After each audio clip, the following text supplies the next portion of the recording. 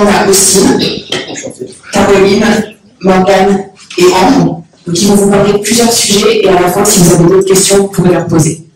Donc, je vais commencer par vous demander de vous présenter rapidement. Bonjour à tous, oui, comme on dirait en Australie. Je m'appelle Austin. En fait, je ne suis pas français, je suis coréen, qui vient de Corée du Sud, mais quand même, j'ai fait des métiers en Australie, et c'est pour ça que je suis là aujourd'hui. En fait, je suis parti en 2018, et jusqu'en 2019, j'étais en Australie, et après, j'étais en Nouvelle-Zélande pendant un an aussi, et après, je suis là en France pendant 2 ans et demi. Voilà, c'est ma vie. Merci. Bonjour, moi je m'appelle Caroline, je vais avoir 30 ans, donc je ne peux plus repartir en PVT. Mais donc j'ai fait un PVT Australie en 2018-2019 et puis ensuite j'ai enchaîné avec Austin un PVT en Nouvelle-Zélande. Alors moi c'est Morgane, je suis partie en PVT Australie en avril 2022 et je suis rentrée récemment en fin mars, début avril 2023. Je suis partie en PVT du coup dans le projet de faire une van life complètement et j'ai fait le tour de l'Australie et j'ai travaillé également dans mon PVT.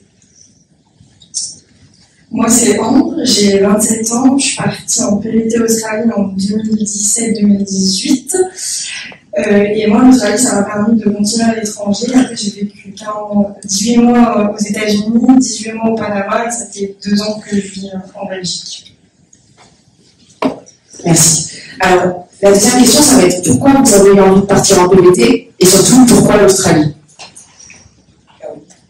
Alors, moi j'ai eu envie de partir parce qu'en fait je travaillais déjà, je suis partie à 24 ans, presque 25, et en fait, moi je pense que vous avez tous entendu parler d'Erasmus, donc je m'occupe toujours, mais je m'occupais à l'époque d'envoyer les étudiants à l'international. Et j'en avais un peu marre de les envoyer et moi de ne pas partir et donc de rester à faire mes emails, etc. Donc je me suis dit, bon, je suis encore jeune, je suis dans la période, et c'est par hasard que j'avais trouvé, en cherchant des choses pour mes étudiants, j'avais trouvé le PVT que je ne connaissais pas. L'Australie, pour moi, c'était un rêve d'y partir depuis longtemps, et du coup, c'est vrai que j'ai trouvé que le PVT c'était parfait pour pouvoir pas perdre d'argent et voyager en même temps, parce que ça c'est quand même une notion très importante du PVT. Et du coup, j'ai fait ça comme ça et j'ai fait ça. Pour moi, en fait, j'ai une meilleure amie qui habite en Nouvelle-Zélande depuis longtemps, quand j'étais vraiment petit. Et lui, il m'influence en fait beaucoup pour vivre dans un pays étranger. Et du coup, quand j'ai fini mon lycée, j'ai fini mon bac et après j'ai commencé mon université. Après le premier semestre, je voulais vraiment envie à partir, comme ça. En fait, c'était tout bêtise, je pense pas vraiment la vie d'Australie. J'ai fait plein de choses qui sont pas très logiques, c'est un peu idiot, mais voilà, c'était comme ça, je peux aussi améliorer, je peux trouver des choses. De toute façon, oui, comme ça, c'est la raison pourquoi je suis parti, c'est pour expérimenter d'autres choses, nouvelles choses, pour découvrir des choses qui ne sont pas retrouvables en Corée. Voilà, c'est pour ça.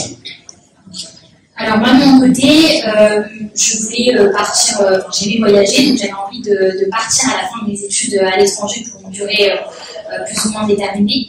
Et du coup, il y a eu le Covid à la fin de mes études, donc j'ai repris des expériences professionnelles et puis le projet restant dans ma tête, j'avais toujours envie de partir à l'étranger. Le PVT, donc c'était une grande option qui s'est offerte à moi. Et pourquoi l'Australie? Parce que tout simplement c'est un pays qui m'attirait, j'avais envie de découvrir un petit peu les paysages qu'il pouvait y avoir dans ce pays, et également je voulais du coup découvrir et expérimenter la van life. C'est pour ça d'ailleurs que j'ai choisi de partir sur cette destination-là. Okay. Moi, je suis partie en Australie, bon, déjà premièrement pour apprendre l'anglais, parce que voilà, j'estime que c'est avec le système scolaire français qu'on a, qu'on ne sait pas l'anglais, principalement pour ça. Et je voulais partir aussi très loin de la France. Donc l'Australie, je trouvais que c'était pas mal, assez loin. Et également aussi pour découvrir autre chose, comment ça se passe ailleurs, est-ce que c'est comme ici, comment est la culture, et voilà. Merci.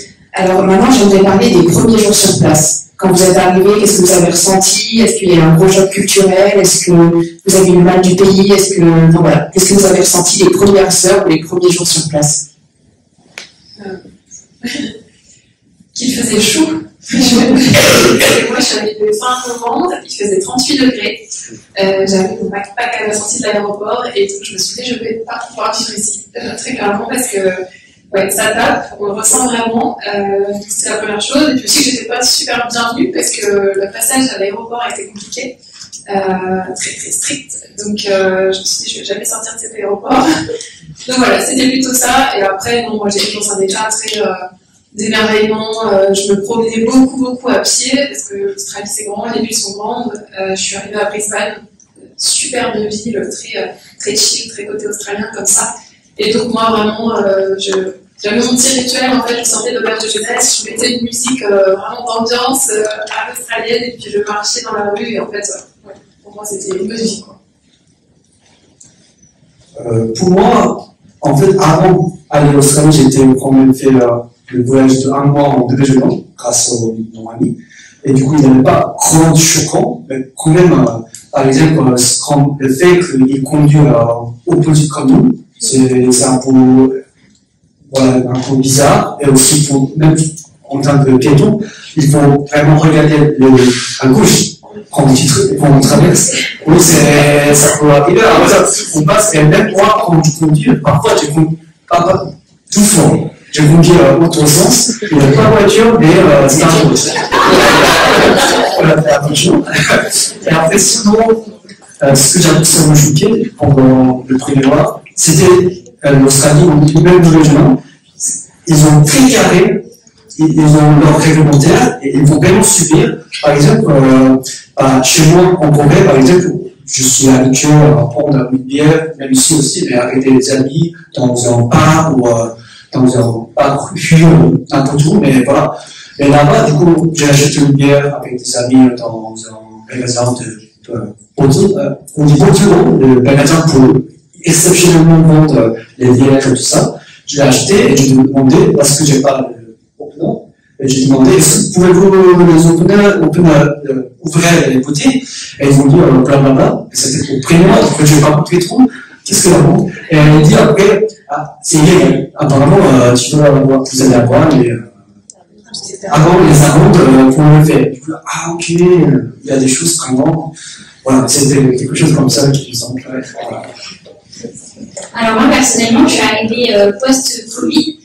Du coup, c'était un peu différent dans le temps s'il n'y avait pas beaucoup de backpackers sur le territoire. Je suis arrivée avec mon sac à dos et genre, tout le monde me regardait comme une ovni. Vraiment, ils n'avaient plus vu personne depuis tellement longtemps que c'était vraiment tout nouveau de revoir des PBTistes en Australie. Du coup, c'est vrai que c'était un peu perturbant. La deuxième chose qui m'a aussi choquée quand je suis arrivée, je ne l'ai pas dit tout à l'heure, mais je ne savais pas parler anglais, donc je ne parle pas très bien anglais encore aujourd'hui, mais quand je suis arrivée là-bas, par contre, j'avais une base pas très folle en anglais, et quand j'ai été confrontée à la douane australienne, à l'immigration, mais l'accent australien, j'ai été choquée au départ, vraiment, je me suis dit, mais je suis foutue, je vais devoir rentrer en France, mais je ne vais jamais m'en sortir. Et au final, au fil du temps, donc au fil des jours à Sydney, j'ai un peu appris à reconnaître leur accent. Et au fil de l'aventure aussi, ça s'est amélioré. Et finalement, ouais, je pense qu'au début de l'aventure, on a vraiment cette excitation du départ, ce côté où on est un peu ailleurs. C'est pas un voyage normal, on va dire. On ne sait pas quand est-ce qu'on va rentrer, on ne sait pas ce qui va arriver. Et du coup, c'était vraiment intéressant à appréhender comme sentiment et comme ressenti. Moi, c'est pareil, je me suis dit, c'est qu'il fait très chaud. Voilà. Ce qui m'a aussi perturbée, la conduite. J'ai conduit là-bas avec c'est trop bizarre. Et la gentillesse des gens, foncièrement, ils étaient très très très sympas. Comme on vient, je parlais pas forcément hyper bien anglais, et le nombre de fois où j'étais perdue dans la rue, et on m'a très gentiment aidée. Moi, je pensais que les gens voulaient quelque chose en échange, mais absolument pas. Ils sont juste foncièrement très sympas. Donc voilà. Merci. Maintenant, j'aimerais parler un peu plus en détail de ce que vous avez fait pendant le PVT. Donc, est-ce que vous avez voyagé, travaillé, fait du volontariat, un peu de tout? Voilà, si vous pouvez pas parler de ça. Alors, du coup, moi, j'ai beaucoup voyagé, j'ai pas beaucoup travaillé. D'ailleurs, je regrette de ne pas avoir travaillé plus. Mais c'était vraiment le but. Moi, mon but, c'était de travailler juste pour m'assurer d'avoir assez d'argent sur place et de pas trop dépenser. Voilà, d'avoir ce que j'avais besoin à l'arrivée. Mais j'ai beaucoup voyagé. Je suis arrivée à Brisbane, ensuite j'ai fait Melbourne, la Tasmanie, le centre de l'Australie, le désert australien. Et puis j'ai fait un road trip de la côte est. Donc voilà, j'en ai surtout beaucoup profité en travaillant. Allez, au total, j'ai dû travailler 3 à 4 mois. Et dans ces 3 à 4 mois, je travaillais que 2-3 jours par semaine. Et j'ai pu vraiment en profiter et faire plein de choses. Pour moi, du coup, je suis arrivé à Brisbane, tout au début. J'étais là pendant 6 mois. Et après, je suis parti en Tasmania. D'ailleurs, c'est un île comme l'équivalent course pour le France. Et j'étais là pendant 1 mois. Et après, j'étais à Melbourne pendant 3 mois. Et j'étais 1 mois encore à Brisbane. Et après, dans un Bundaberg, c'est un endroit entre Cairns et Brisbane. Bon, j'ai resté 1 mois. Du coup, j'étais partout. Oui, dans le liste. Et au niveau du travail, j'ai fait, parce qu'en fait, de base, je suis graphiste, designer. Du coup, j'ai travaillé en tant que graphiste pendant 6 mois. J'avais des chances. Et après, j'ai travaillé plutôt pour un restaurant. Dans un restaurant. Et voilà. Et voilà, c'est tout. Oui, c'est ça. Moi, pendant mon PET, l'objectif, c'était par contre de travailler et d'autofinancer mon voyage, donc d'allier vraiment les vacances et le travail. Pendant mon PET, j'ai fait différents jobs. J'ai travaillé en freelance en Australie. J'ai travaillé également dans l'housekeeping, c'est l'entretien ménager dans des maisons de luxe. J'ai travaillé dans les fermes, j'ai fait du service, j'ai fait de la vente de raisins aussi, rien à voir.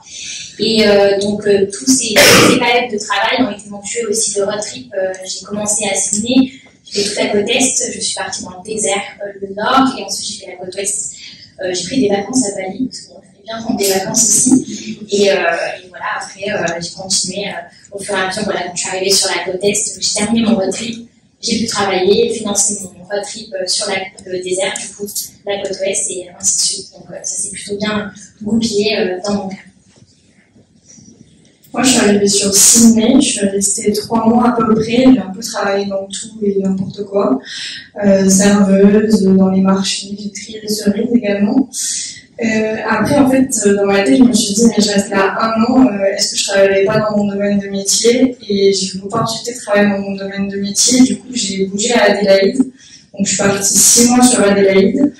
Et après, du coup, j'ai voyagé, je suis allée à Melbourne, je suis allée dans le nord également, donc j'ai fait une grosse partie de la côte est.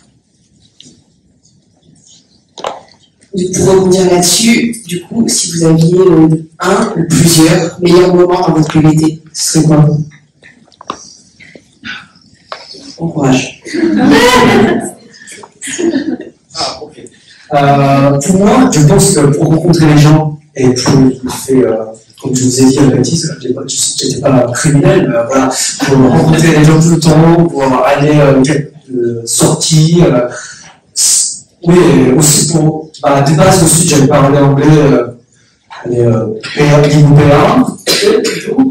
Et c'était pas très bien, mais en parlant avec des gens là-bas, rencontrer, ou même, voilà, ça me plaisait beaucoup, et ça m'a aidé aussi pour améliorer mon anglais. Et c'est pour ça aussi que je me rends beaucoup au Australie tout le temps. Voilà. De mon côté, c'est aussi très lié en fait aux gens qu'on rencontre, parce que c'est pas un moment, mais c'est vrai que ça fait vraiment partie, c'est ce qui nous emmène dans le truc, on part tout seul et en fait on se retrouve avec plein de connaissances, et ça c'est super chouette. Sinon il y a un vrai moment où là je pense que je m'en rappellerai toute ma vie, c'est vraiment, je suis allée voir la barrière de corail, et c'était pas impressionnant dans le sens où tout le monde se dit ouais, la barrière de corail, etc. Mais c'est vrai que c'est un moment, quand vous êtes dans l'eau, etc. Je voyais rien autour de moi en fait, et c'est très flippant d'ailleurs. C'est très flippant parce que vous voyez rien, c'est tellement perdu, mais il y a ces coraux, et ça c'est vrai que ça m'a. Il y a eu un impact visuel assez grand. Effectivement, c'est dur de choisir. Moi, je dirais que ce serait ma découverte du désert, le côté aventure, le côté culture aborigène, le côté mythes et légendes qui est vraiment représenté dans cette région-là. Et également le côté humain et notamment mon expérience en ferme, dans une petite ferme australienne, donc avec une famille d'Australiens, qui a été une expérience super enrichissante, que ce soit d'un point de vue professionnel mais également personnel. J'ai pu aussi bien pratiquer l'anglais et puis surtout rentrer dans la culture australienne, découvrir des gens géniaux. Moi, ça va être pareil, hein, c'est vraiment lié aux gens et aux connaissances qu'on a pu avoir là-bas. Je pense que c'est des gens avec qui on a gardé contact. Et je pense, pareil, le meilleur souvenir, la grande barrière de corail. Je l'ai fait en petit avion où j'ai cru que j'allais mourir 15 fois. Mais c'était vraiment super cool et vraiment visuellement, comme tu le disais, c'est vraiment incroyable. Je recommande fortement. Je recommande aussi. Moi aussi, j'ai plein dans l'avion. Alors, ça c'était les bons moments. Est-ce que vous avez rencontré des difficultés, des choses qui se sont un peu moins bien passées?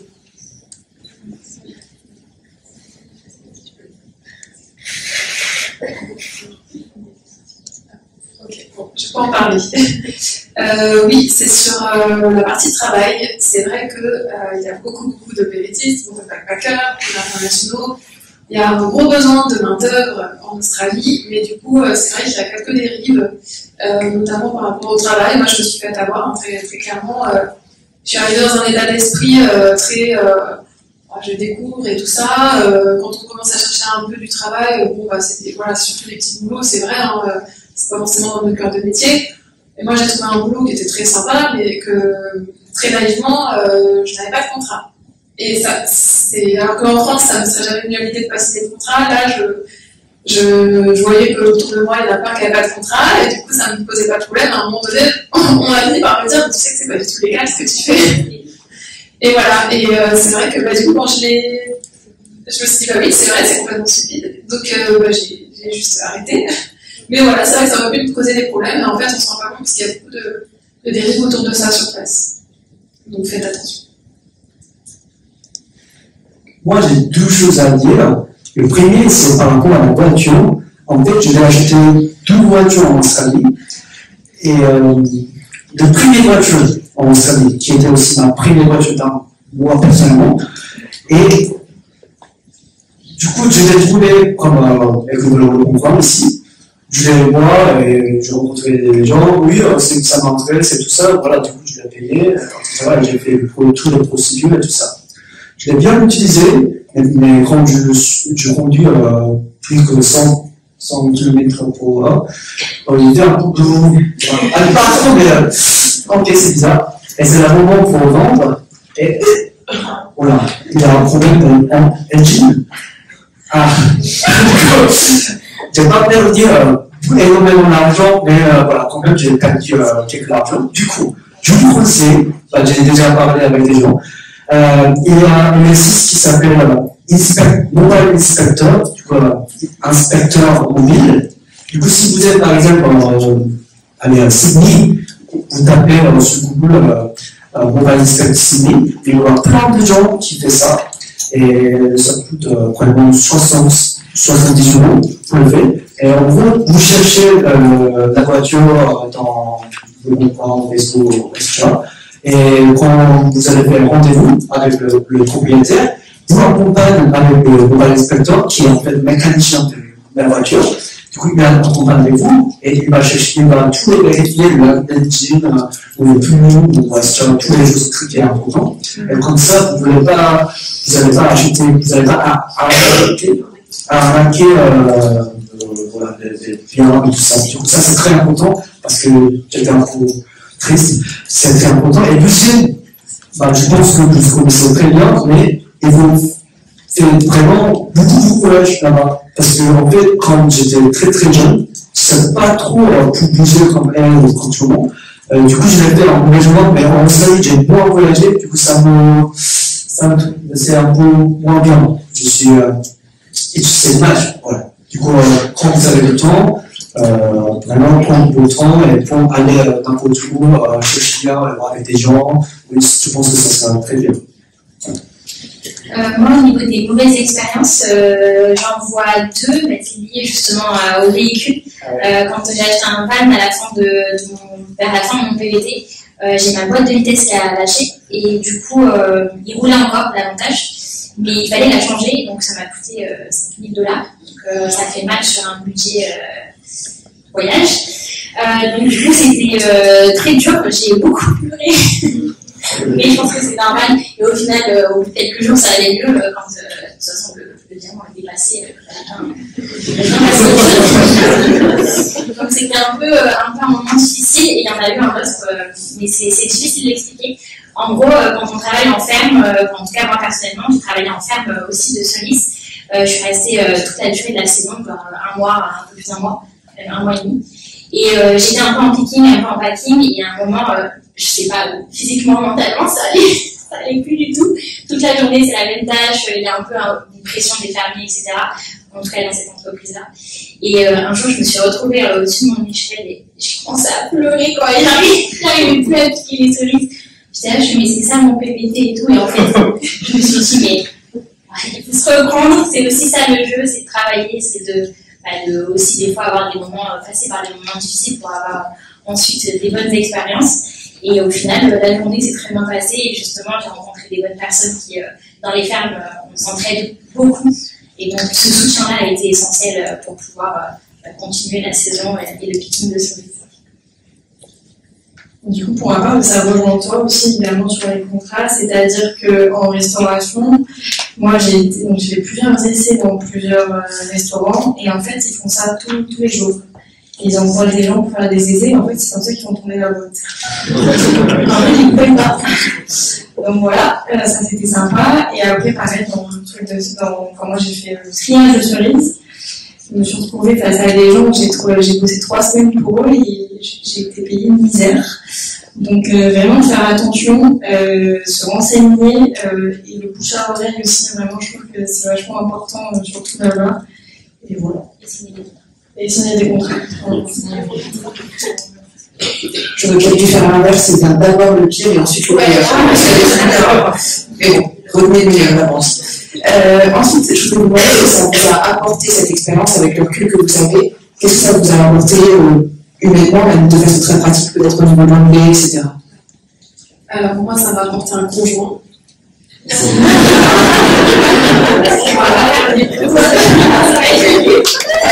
le monde, je l'ai ramené avec moi. Et donc voilà, et ensuite, plus professionnellement parlant, je travaille déjà dans l'international, mais c'est vrai que comme j'étais déjà en fonction, voilà, à 25 ans, tout le monde m'a dit ne pars surtout pas, là tu vas ruiner ta carrière, etc. Partez, au contraire, partez, parce que franchement, il n'y a pas de bon moment pour partir, c'est quand c'est votre moment. Moi, je ne me voyais pas rester encore sur ma chaise très longtemps, même si maintenant j'ai fait le même travail et ça me plaît, et ça m'a reboosté. Et en vrai, j'ai trouvé un poste dans une école très bien. Je suis très contente que j'aurais sûrement pas pu avoir avant, parce que justement, j'ai cette expérience que. Là, vous êtes beaucoup dans la salle, il y en a beaucoup qui partent chaque année, mais mine de rien, dites-vous qu'il n'y en a pas non plus des milliers et des cents qui feront la même expérience que vous, et c'est hyper important de savoir la valoriser derrière. Et face à un recruteur, de savoir, de pouvoir dire que vous êtes capable de partir à l'autre bout du monde, de vous adapter, de faire face à des difficultés, que ce soit voilà, une voiture, un contrat pas signé, etc., et de rebondir. La langue, forcément, vous venez, vous parlez vachement mieux anglais. Moi, je parlais déjà bien anglais, et je suis revenue en parlant encore mieux anglais. Sauf que maintenant, le problème, c'est que je parle avec des mots australiens parfois que les Anglais ne comprennent pas, les Britanniques. mais voilà, franchement, ça apporte que des bonnes choses sur ces aspects. Et alors, moi, sur le réseau aussi, tu peux dire. Et voilà, et est-ce que j'ai en fait, c'est un peu similaire, mais du coup, comme c'était pays étranger, je parle pas très bien anglais, et c'est aussi absolument pas pareil comme il habite par rapport à où je viens. Ça me donne vraiment un skill de survivre. Survivre, voilà. Je pense que c'est ça, oui. Tu es là-bas, il n'y a personne que tu connais dans le pays et dans le style même. Oui, si je ne bouge pas, il n'y aura rien. Il faut vraiment moi qui va bouger, c'est moi qui va trouver quelque chose, travailler, appartement, quelque chose. Pareil en France aussi, ou dans notre pays, oui, ça pareil, mais c'est vraiment le mot suivre, je pense que c'est vraiment adaptable à ce que j'ai fait, et je pense que c'est ça aussi l'avantage, c'est l'avantage, ce qu'on peut faire avec le PVT. Moi, pour mon PVT, j'ai réussi à garder mon conjoint. C'est aussi parfois un challenge, c'est pas mal. Non, moi j'ai réussi aussi à prendre confiance en moi, notamment au niveau de l'anglais. Quand on part avec des bases qui sont limitées, ça peut faire peur. Et souvent, c'est une raison qui pousse à ne pas partir. En tout cas, je pense que c'est le meilleur moyen pour apprendre, donc il faut justement pas hésiter. Et surtout en Australie, où ils sont justement très ouverts et très dans l'écoute et dans la patience, etc. Donc c'est l'endroit parfait pour apprendre, même s'ils ont un accent particulier. Ensuite, c'était de sortir de ma zone de confort. Je pense que ça, je n'aurais pas pu l'acquérir ailleurs d'une façon différente. Justement, se challenger, aller donc, dans un domaine qu'on ne connaît pas du tout, partir dans l'inconnu. J'avais tendance justement avant de partir en PVT en Australie à vouloir vraiment tout organiser, à être super stressée pour tout, à vouloir faire des listes pour tout, faut que je fasse ça, faut que je fasse ça, faut que je fasse ça. Et en fait, on se rend compte pendant un PVT Australie que c'est l'inconnu et que de toute façon, on ne peut pas réellement prévoir ce qui va se passer. Donc ce côté-là de pouvoir juste vivre la vie qu'on veut au jour le jour. Et ça, c'est une liberté permise en tout cas par ce visa-là, je pense, et notamment en Australie où le travail et les vacances sont bien possibles. Du coup, je rejoins un peu tout le monde. Déjà, parler anglais, comme je vous ai dit, moi, dans mon domaine de métier, c'était essentiel. Les connaissances également. Moi, je suis toujours en contact avec des anciens collègues, donc avoir des amis à l'autre bout du monde, c'est utile. Et également, comme je disais, moi, ça m'a permis, le PVT Australie, c'est moi ce qui m'a permis de travailler aux États-Unis, de travailler au Panama et de travailler maintenant en Belgique. Donc, c'est vraiment la base de tout ce qui a déclenché la suite de mon projet. Tu travailles dans quoi, d'ailleurs? Commerce international, logistique, achat. Dernière question, après vous pourrez poser les vôtres. Si vous aviez un conseil à donner à tous les gens qui sont là, les futurs PVTistes, ce serait quoi? Moi, c'est partez. Même si les gens vous disent non, pars pas, il y a plein de choses à faire en France, etc. Oui, c'est vrai, mais partez. Si vous vous sentez prêt, par contre, c'est ça la chose la plus importante, surtout, il faut se sentir prêt. Il ne faut pas se dire, oh, mince, il y a une opportunité, c'est dommage si je ne la fais pas. Si vous ne vous sentez pas prêt, attendez, c'est plus tard. Mais vraiment, partez coûte que coûte, si vous en avez envie. Moi, après partir, être patient plutôt, parce que j'avais fait aussi, comme je vous ai dit, j'étais partout, parce que en fait j'étais moins patient pour attendre le travail ou le voyage et tout ça. On part là-bas pour avoir beaucoup d'expériences différentes, mais quand même, vous êtes aussi là-bas pour PVT, c'est permis, voyager, travail, pas travail. Par contre, c'est appuyé, du coup, vraiment, il faut trouver un bon balance entre vacances et travail, et aussi être vraiment patient. Comme ça, vous pouvez vraiment avoir 100% de l'avantage de PVT, je pense. Voilà. Moi, ce serait de lâcher prise, de ne pas vous prendre la tête pendant un PVT. Tout ne se passe pas comme on l'a prévu, ça c'est une certitude. Et justement, quand on est en PVT, on dit souvent que les plans, le PVT, le premier plan en PVT, c'est qu'il n'y en a pas. Donc, n'essayez pas de trop prévoir et laissez-vous l'opportunité de vous ouvrir à l'inconnu. Et je pense que c'est là qu'on apprend justement le plus. Moi, je vais juste dire un truc, c'est maintenant ou jamais. Est-ce que vous avez des questions pour eux? Une voiture, ça coûte à peu près combien si on veut l'acheter en Australie? Alors, je vais demander à Morgane, je pense une voiture, ça coûte à peu près combien si on veut en acheter une en Australie? Voilà, le souci, en fait, ce genre de questions, c'est difficile de donner une réponse exacte parce qu'on n'a pas réellement Ça dépend déjà du véhicule que tu vas choisir. Je sais pas qui c'est qui a posé la question, je regarde un peu. Okay. Donc ça dépend du véhicule que tu vas choisir. Si ce sera un 4x4, un van par exemple, ou alors une voiture aménagée. Par exemple, déjà, il faut dire qu'après le Covid, les prix ont relativement augmenté. Donc si on connaissait potentiellement ce que tu as connu avant, n'est plus réellement la réalité aujourd'hui. Pour un 4x4, c'est difficile, on va dire. Je dirais entre 7 000 et 12 000 $ par exemple. Ça peut aller beaucoup plus haut. Pour un van, je dirais qu'il faut compter au moins 9 000, 10 000 $ pour avoir quelque chose qui roule, qui tient la route, qui est bien aménagé aussi. Et après, ça peut monter pareil à 20 000, 25 000, même beaucoup plus. Donc là, on vise des gros standings. Et pour des véhicules simples, je dirais que 5 000 $, tu peux trouver quelque chose de correct. Après, ça peut monter évidemment encore plus haut. 5 6 000, peut-être même 16 000 $, tu peux avoir des bons véhicules. Merci. Une autre question? Ouais. Alors, vaut mieux le van ou le 4x4? Plutôt le van ou le 4x4? Là, du coup, je vais donner un peu mon point de vue personnel. Moi, je préférais le van parce que c'est plus confortable. Après, ça dépend des critères. L'avantage du van, c'est donc le confort, ça consomme moins, c'est plus discret aussi si vous voulez faire du coup, dormir en fréquent, par exemple.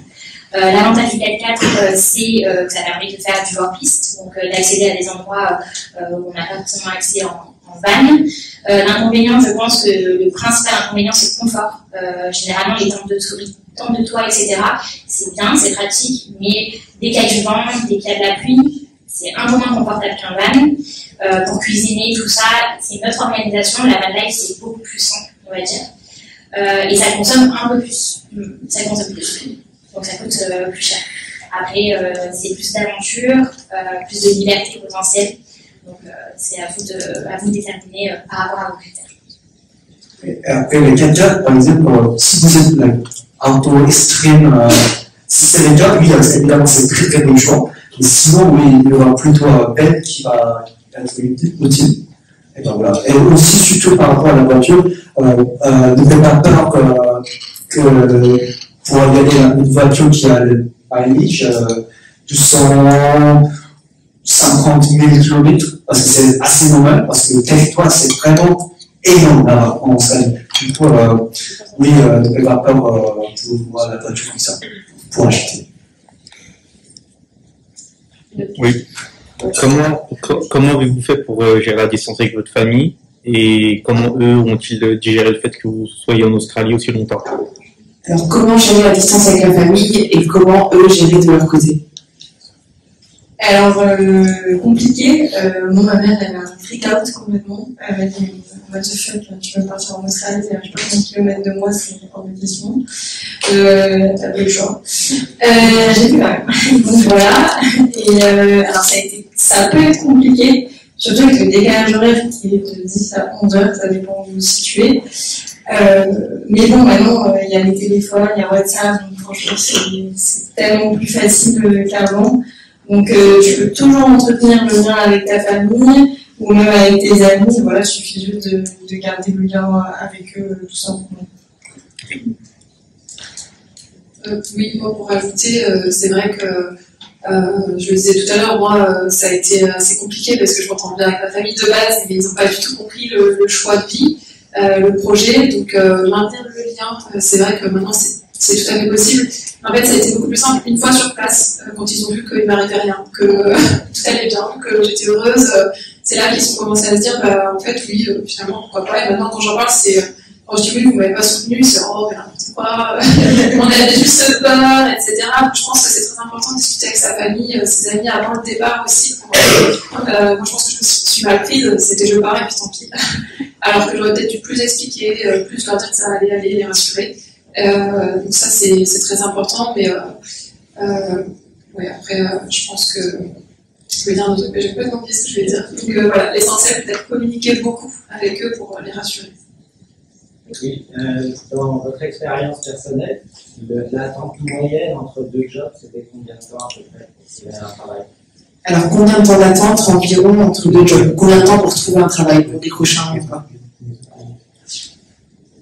C'est super aléatoire, du coup, ça va dépendre forcément de l'expérience de chacun et des opportunités de chacun.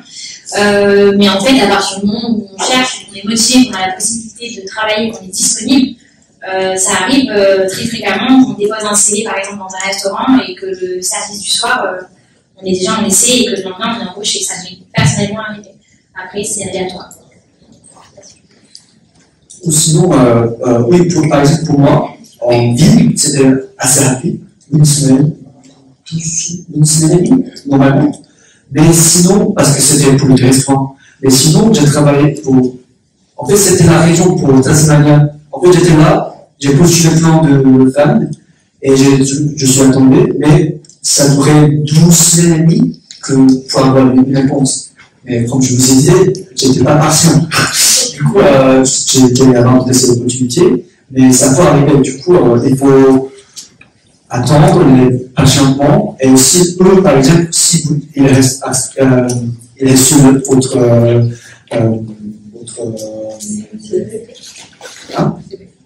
CV, votre postulation, il ne répond pas directement, oui, on a bien reçu, voilà, il ne répond pas, et après, dans 2 semaines, oui, ok, bon, on se va avec c'est un truc comme ça. Du coup, il faut être patient. Moi, j'ai aussi quelques semaines. Après, je pense qu'il faut s'ouvrir les portes, c'est-à-dire aller dans les restaurants ou dans les commerces, ce que vous voulez faire, et aller directement déposer les CV sur place. Moi, je me souviens que j'étais partie avec ma petite pile de CV en anglais, et j'étais partie déposer un peu partout. Donc, il ne faut pas hésiter aussi à s'ouvrir les portes par rapport à ça, et aussi postuler en ligne. J'aurais aimé savoir avec quel budget vous êtes parti. Avec quel budget êtes-vous parti? Alors moi je suis très transparente là-dessus, comme je travaillais avant, je suis partie avec un bon budget. Je suis partie avec d'économies près de 9 000 €, ce qui est quand même, je trouve personnellement considérable. Après le but c'était vraiment pas de dépenser, mais voilà, je ne savais pas du tout si j'allais pouvoir trouver du travail sur place, etc. Je savais pas comment ça allait se passer. J'ai un petit peu flippé de ce côté-là, donc voilà, j'avais économisé depuis quand même pas mal de temps, et finalement j'ai pas du tout eu besoin de ce budget-là, parce que même en travaillant très peu, les salaires sont quand même beaucoup plus hauts là-bas. Après, il faut pas faire, c'est pas du 35 heures, hein, même si je travaillais que 3 jours semaine, je travaillais beaucoup, je pouvais faire des journées de 14 heures, donc il faut pas avoir peur de vouloir travailler aussi. Et au final, on a enchaîné avec un PVT en Nouvelle-Zélande, mais en partant avec cet argent et en revenant, au final, de ma poche, j'ai dû débourser vraiment, perdre, entre guillemets, que 2 000 €.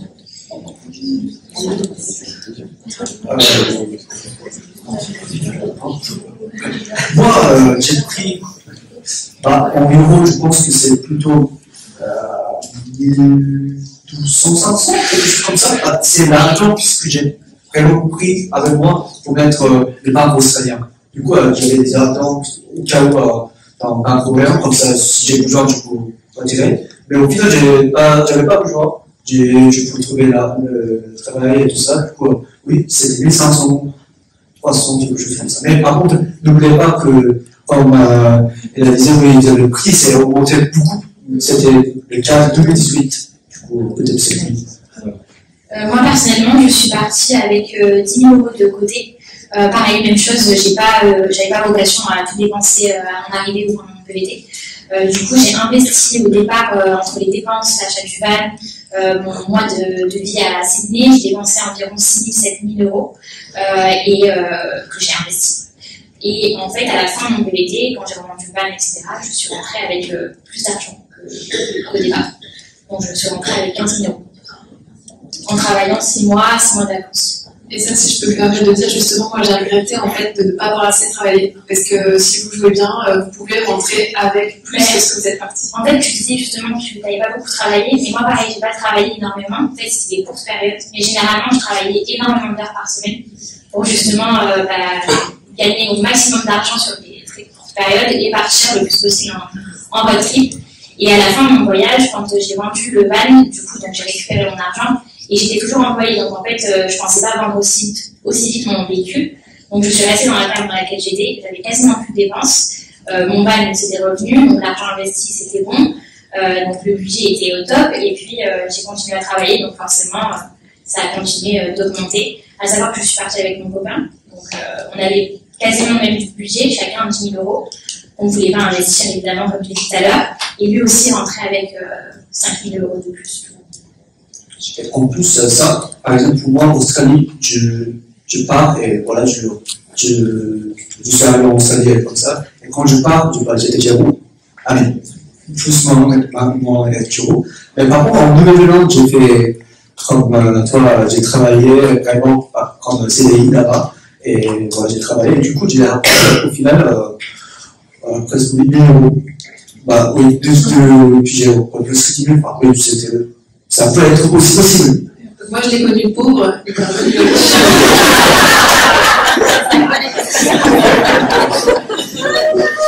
Moi, je suis partie avec 4 000 et je suis revenue avec 6.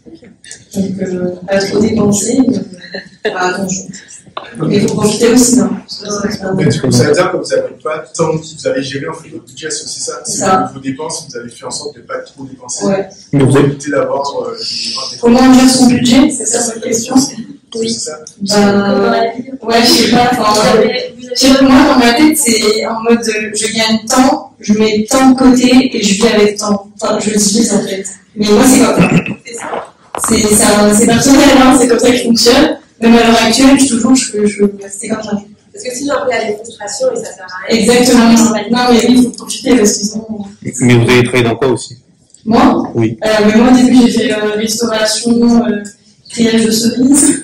Et après, là, dans mon domaine de métier, qui est le commerce international, l'achat logistique, je travaille dans une compagnie maritime, en fait. Ok. Ouais. Et pour vos collègues? Pardon? Et vos collègues, ils ont travaillé dans quoi? Moi, j'ai fait donc de l'entretien ménager dans des maisons de luxe. J'ai travaillé en restauration, j'ai fait du service. J'ai fait du packing, enfin de l'emballage et de la cueillette de fruits, enfin de cerises, et j'ai vendu des restes. Donc j'ai pas fait des métiers très difficiles. Moi, j'ai travaillé dans un food truck turc. Donc je faisais des choses levées et je vendais des frites. Tout ce que j'avais l'habitude de faire. Mais justement, petit conseil là-dessus. Vous ne trouverez pas forcément des travails qui vous passionnent ou quoi que ce soit, sauf si vous bossez dans l'hospitality, il y a plein de choses hyper intéressantes. Mais voilà, quand vous partez en PVT, il ne faut pas avoir peur de faire des petits jobs parce que sinon vous allez avoir du mal à trouver des choses. Et c'est ce travail qui m'a permis de ne pas travailler beaucoup et de gagner pas beaucoup. J'ai déjà expliqué, mais quand même, j'ai travaillé en tant que graphiste, comme c'est mon métier. Et sinon, je travaillais en tant que serveur dans plusieurs restaurants. Pour cuisiner, en fait, j'étais dans un restaurant burger. Et sinon, j'ai travaillé pour les fermes impôts. Voilà. Et par contre, par rapport à l'hôtel, petit procès, je vous ai dit des amis, mais il y a 12 contrats dans un ferme.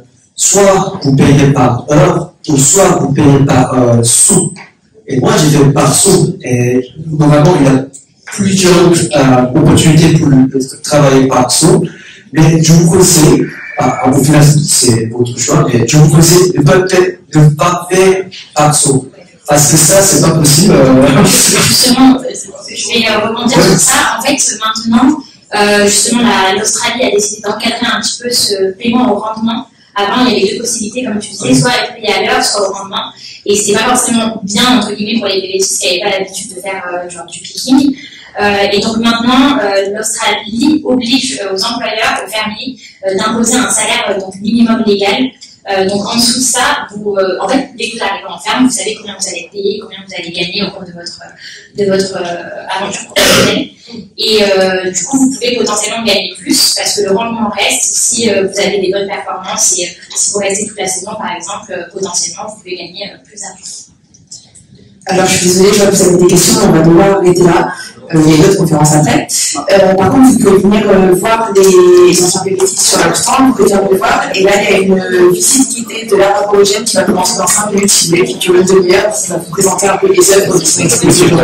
Merci.